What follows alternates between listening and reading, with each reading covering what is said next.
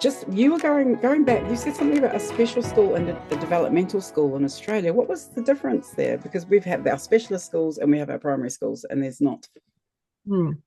It was basically back then based on IQ. So if your IQ was 75 and below, Yeah.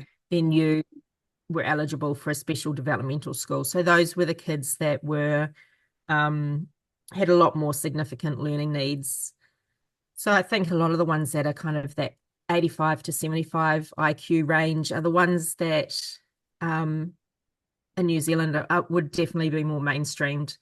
You probably wouldn't even consider them for a special school over Okay. here. They're the kids that do need the extra support because they easily get left behind. Okay. Yeah. So there seems to be a bit more addressing of tiers of ability, or yeah, based on IQ scoring. Does that is that an exact science? How does that have you I seen that work was just well going to say or it's not the not? best. I mean, I'm going back almost 20 years Yeah. now, but the problem was our children. We know our students with neurodiversities, particularly autism, will do really well when they're Mm. in the right environment. So if they're in the right environment with the right teaching approach and the supports in place, they actually do really well, and they then perform better on their IQ tests Yeah. as a result. So they bounce back into mainstream.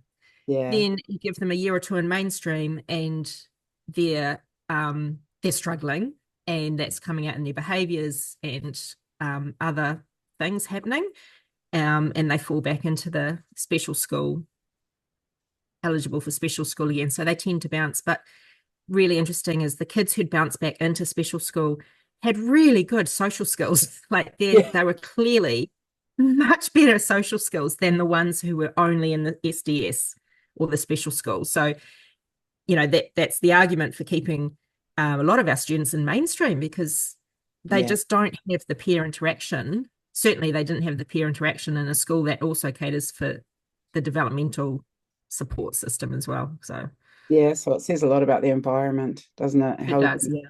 be more And inclusive. it's so obvious when you see them in the playground playing, Yeah. because you've got the little ones who are walking up to other kids and going, "Hi, want to play?" And the other kids are like, because they've never had anyone come up to them before, and they Wow. don't have the skills. Yeah.